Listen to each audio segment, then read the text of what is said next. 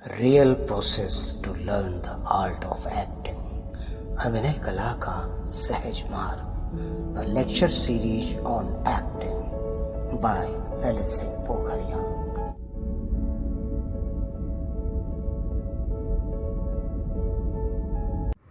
नमस्कार। अभिनय कला के सहज मार्ग पर आज 50वें पड़ाव में आप सभी का हार्दिक स्वागत और अभिवादन। कल हमने थोड़ा सा इज़्म पर ज़्यादा बात कर दी थी और मुझे पता ही नहीं चला कि बात इतनी देर तक हो गई है। हो सकता है आप लोगों को थोड़ा बोझिल लगा हो बाद में, उसके लिए मैं क्षमा चाहूँगा। तो मैंने परसों से एक चीज़ बिंदु आपके दिमाग में डाल दिया, रियलिज़म, है ना। और ये कह दिया कि भाई यथार्थवादी नाटकों में भी यथार्थ को जैसे का तैसा नहीं प्रस्तुत कर दिया जाता। यथार्थवादी शैली में भी जीवन में जैसा होता है ठीक ज्यों का त्यों नहीं प्रस्तुत कर दिया जाता। यानी उसमें भी थोड़ी सी कलात्मकता और सृजनात्मकता का एक तो इनपुट ऐसे दिया जाता है, दूसरा क्या करना पड़ता है कि भाई उसको दर्शक तक जो है संप्रेषित भी तो करना पड़ता है। और दर्शक कहाँ बैठा है? कोई 10 फीट दूर बैठा है, कोई 50 फीट दूर बैठा है, कोई दाहिनी तरफ बैठा है, कोई बाईं तरफ बैठा है, ठीक है। और वो जो दर्शक आया है वो हमसे बिल्कुल भिन्न मनस्थिति में है, हमारा उसका कोई संपर्क नहीं है। जैसे हम लोग घर में होते हैं, परिवार में होते हैं, परिवार में मतलब एक में जितने लोग रहते हैं, 4 लोग 5 लोग घर में जो होते हैं, वो अपने अपने काम में खोए होने के बावजूद एक भीतरी तार अपने पारिवारिक एकता का सबके भीतर जुड़ा होता है, ठीक है। इवन ये तो घर की बात है, मैं कहता हूँ एक मोहल्ले में रहने वाले और जो 5-6 परिवार एक दूसरे को जानते समझते हैं, अगर गहराई से महसूस किया जाए तो अपने घर के भीतर रहते हुए अपने मोहल्ले के साथ मतलब अवचेतन स्तर पर ही कहीं न कहीं एक तार जुड़ा होता है, क्योंकि वो जाने पहचाने लोग होते हैं और अगल बगल रह रहे होते हैं। लेकिन जो सामने जो दर्शक आया है उसका हमारा तार किसी भी स्तर पर नहीं जुड़ा है, न चेतन न अवचेतन स्तर पर, वो बिल्कुल भिन्न है। तो ऐसी मनोदशा में आए हुए बैठे हुए व्यक्ति के दिलो दिमाग तक पहुंचने के लिए जीवन में जैसा होता वैसे उतार देने से, वैसा का वैसा उतार देने से थोड़ी काम चलेगा। यथार्थवादी शैली में भी कर रहे होंगे तो क्या करना पड़ता है? मैंने अभी कहा थोड़ी सी रचनात्मकता, कलात्मकता का इनपुट देना पड़ता है और वो 3 स्तर पर देना पड़ता है। आपको याद होगा किसी एक एपिसोड में मैंने कहा था कि एक अभिनेता को 3 स्तर पर ट्रेनिंग करनी पड़ती है। एक तो ये हो गई भीतरी मन और मस्तिष्क में अभिनय परकता पैदा करना, ठीक है। और उससे पहले इंस्ट्रूमेंट्स को अभिनय के अनुकूल बना लेना, ये बात हुई। और ये सब बनाने के बाद क्या होता है, अपने भीतर कल्टिवेट करना, इमोशन को, थॉट को अपने भीतर कल्टिवेट करना। एक तो ये प्रैक्टिस करनी, यानी जिसको कहते हैं अभिनय परकता, एक्टिंग ओरिएंटेशन। दूसरा अपने शरीर में उसको अभिव्यक्त करना, वाणी से, मुखाकृति से और हाथ पैर के संचालन से, गति से। और ये कहाँ करेगा? एक निश्चित समय और स्थान पर करेगा ना, मंच पर।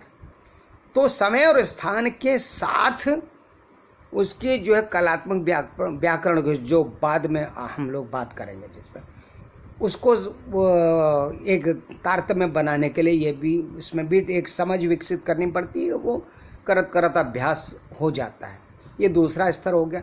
तीसरा, जो भिन्न मनोदशा में और भौगोलिक दूरी में बैठा हुआ व्यक्ति है, उस तक पहुंचाने के लिए भी तो कुछ जतन करना पड़ेगा, वाणी से, शरीर से, क्यों हमसे दूर है, ठीक है।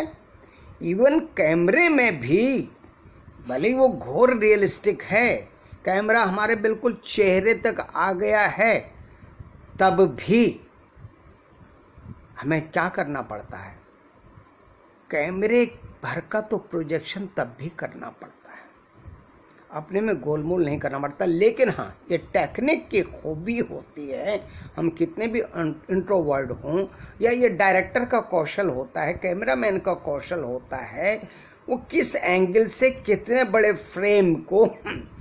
फ्रेम में किस एंगल से किस मूवमेंट से अपने जो भी दृश्य ऑब्जेक्ट है उसको ले रहा है, ये उनकी सेंसिबिलिटी है।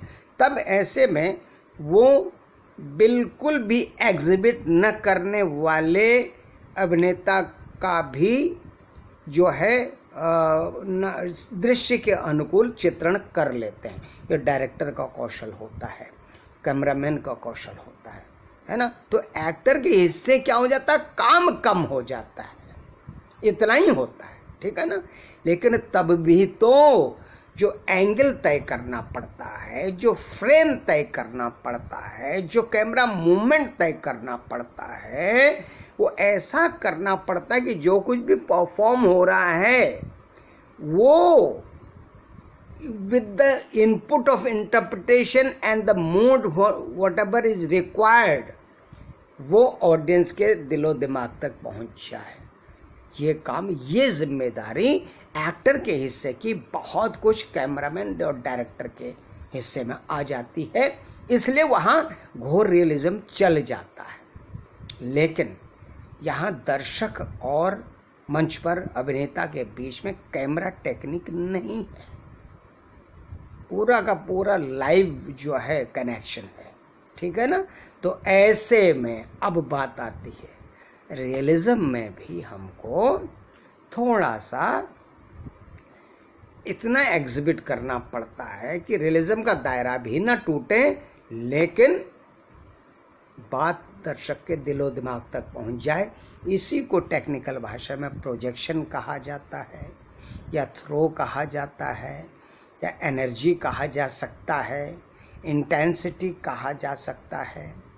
हालांकि बहुत कुछ काम अभिनेता के जेस्चर पोस्चर से, उसके प्रोफाइल से, उसके द्वारा खड़े होने चलने फिरने के ढंग से, को एक्टर के साथ उसकी कंपोजिशन से, जो मैं बाद में बात करूंगा, अभी कुछ एपिसोड और हो जाएंगे मुझे ऐसा लगता है।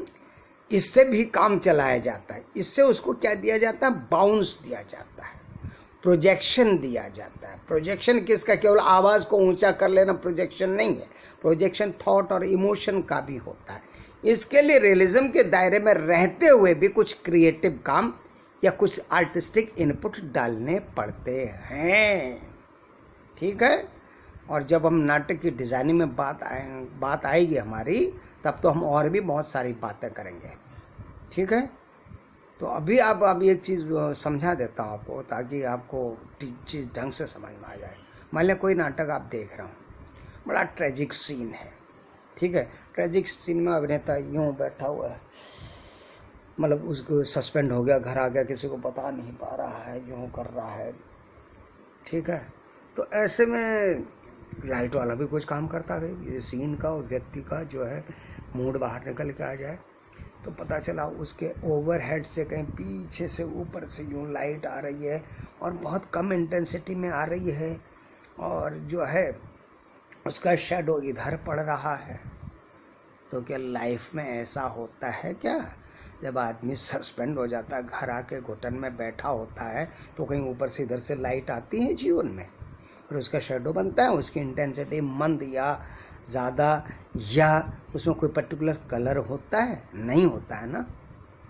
तो ऐसा क्यों किया जा रहा है, ये तो भाई रियलिज्म है, ये तो रियलिस्टिक है, ऐसा तो होता नहीं। तो क्या किया जा रहा है, आर्टिस्टिक इनपुट दिया जा रहा है। और ठीक वहीं पर बैकग्राउंड से वैसा वायलिन बज रहा है, बहुत ट्रेजिक नोट पर। क्या जीवन में ऐसा होता है, जब हम दुखी होते हैं, जब हम सस्पेंड होते हैं, तो ट्रेजिक नोट पर वायलिन बज रहा होता है वातावरण हवा में, घर में नहीं ना। तो ये क्या हो रहा है, रियलिज्म होते हुए भी ऐसा किया जा रहा है जैसा नहीं होता, लेकिन उसमें वो स्वीकार्य हो जाए मूड को डेवलप करने के लिए। यही छोटी मोटी बात एक्टिंग में भी आती है। तब फिर स्टेज पे केवल रियलिज्म में ही नाटक नहीं होता, अलग अलग इज्म में भी नाटक होता है, जैसे शैलियों में नाटक होता है। कल जैसे मैंने पेंटिंग की उदाहरण देकर अलग अलग इज्म की बात करी थी, नाटक में अलग अलग शैली होती है, शास्त्रीय शैली, लोक शैली। लोक शैली में भी अलग अलग प्रदेश की अलग अलग शैली भाई, जैसे उत्तर भारत में उत्तर प्रदेश की नौटंकी, राजस्थान में जाए ख्याल कुचामणी, बिहार में चले जाएं विदेशिया, महाराष्ट्र में चले आए तमाशा, तमिलनाडु चले जाएं तेरुकुत्तो, मध्य प्रदेश में आ जाए माच, और किसी सर्टेन एजन में भरतरी कथा का एक अंदाज है गायन का, कश्मीर चले जाएं भाड़ पाथर। तो इतनी तरह की लोक शैली, उनके अपने अपने गायन के और अभिनय के अलग अलग आंचलिक तत्व हैं, आंचलिक भंगिमाएँ हैं। उधर शास्त्रीय हो गया। इसके अलावा एक्सपेरिमेंटल भी होता है, साइकोफिजिकल होता है, इसमें शब्द नहीं के बराबर होते हैं। एक माइम होता है, माइम तो चलिए फिर भी जीवन में जैसा होता है केवल शब्द रहित ढंग से वैसा का वैसा किया जाता है। लेकिन साइकोफिजिकल जिसे कहते हैं, हालांकि साइकोफिजिकल हर चीज़ होती है, हर समय साइकोफिजिकल होता है, लेकिन उसमें जब शरीर का प्राधान्य हो जाता है किसी शैली में तो साइकोफिजिकल कहा जाता है। इसमें हम बाद में बात करेंगे। सिर्फ यहाँ पर मंतव्य मेरा है कि अलग अलग शैलियाँ होती हैं। और म्यूजिकल कोई फ्री एक्सपेरिमेंटल होती हैं, और कभी कभी तो कोई नाटककार रियलिज्म में भी नहीं करता है और पुराने किसी प्रचलित शैली में भी नहीं करके और एक अपनी नई शैली गढ़ देता है निर्देशक, और कमाल कर जाता है। ठीक है ना। तो ये जो रियलिज्म से अलग जो शैलियाँ हैं, उसमें संवाद कहने का ढंग, स्क्रिप्ट के लिखे होने का जो शैली है वो ही अलग हो जाती है। उसमें गीत होते हैं या सूत्रधार होता है, फिर पद में बंधे हुए डायलॉग होते हैं। जैसे पारसी थिएटर हुआ करता था, उसमें बिल्कुल राधे श्यामी या और अलग अलग तरह के जो है तर्ज पर जो है ये होते थे, शेर व शायरी होती थी, एक्टर के डायलॉग होते थे, है ना। जैसे एक यहूदी की लड़की पे एक बड़ा सा चर्चित है, यहाँ दर्पण में डॉक्टर नलिन रस्तोगी जी इसमें भारत में बहुत अच्छी तरह के अच्छे थिएटर के भी और फिल्म के एक एक्टर के रूप में जाने जाते हैं। यहूदी की लड़की में वो हजरा यहूदी का रोल करते थे। हमने 84 या 85 में ये नाटक देखा था। तो तुम्हारा खून खून है, हमारा खून पानी है, तुम्हारा गम गम है, हमारा ख्वाबों कहानी है। अब जीवन में तो ऐसा कोई नहीं बोलता है ना। तो नाटक देखते भी ये थोड़ी कहते हैं कि यार ऐसे क्यों बोल रहे हैं, हम कहते हैं वाह क्या बोला है, वंस मोर कह देते हैं, क्योंकि पर्टिकुलर शैली का है। तो हम शैली ये मान के चलते हैं कि इस शैली में ये बात ऐसे होगी, लेकिन बात कितने प्रभावशाली ढंग से कही जा रही है, वो कितना प्रभाव छोड़ पा रही है या नहीं छोड़ पा रही है, इसकी जिम्मेदारी एक्टर के ऊपर भी होती है, डायरेक्टर के ऊपर भी होती है, और उस पर्टिकुलर शैली के ऊपर भी होती है। ठीक है। इसी तरीके से और नौटंकी में तो सब गायन ही गायन है, संवाद बीच में एक या दो लाइन आ जाएंगी।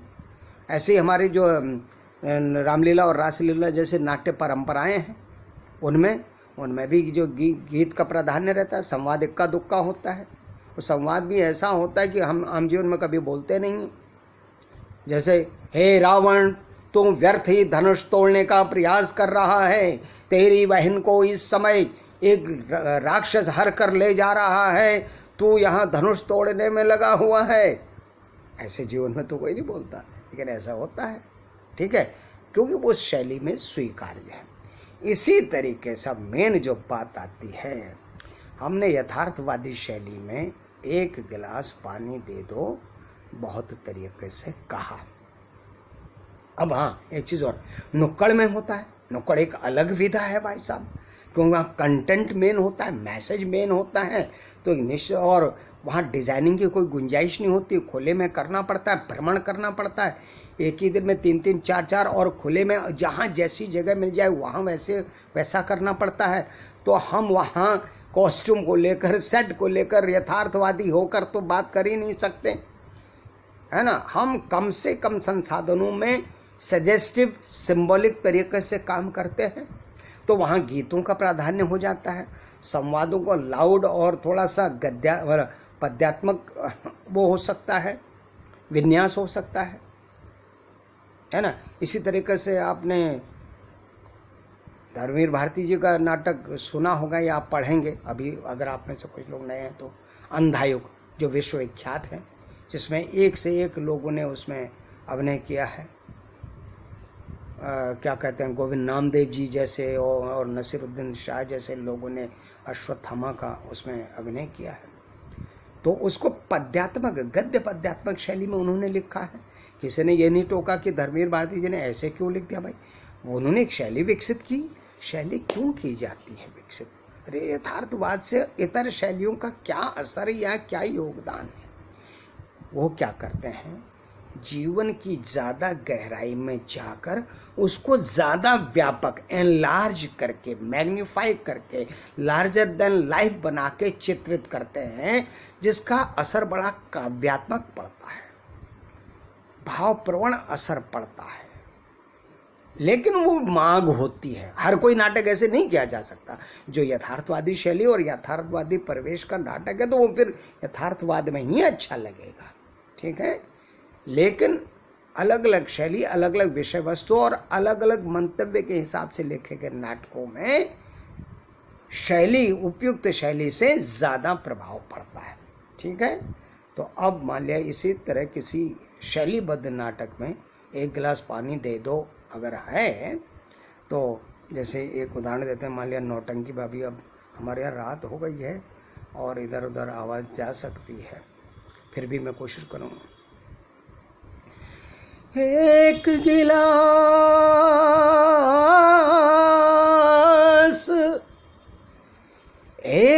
गिलास पानी दे दो, एक गिलास पानी, एक गिलास पानी दे दो, एक गिलास पानी।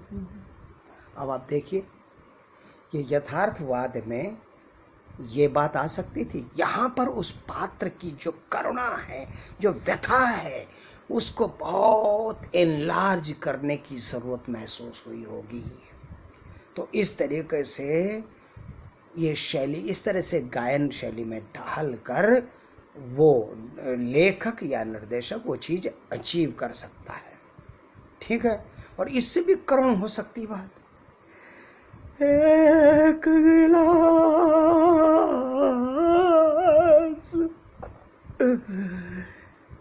पानी दे दो, एक गिलास पानी। ये भी एक बात हो सकती है।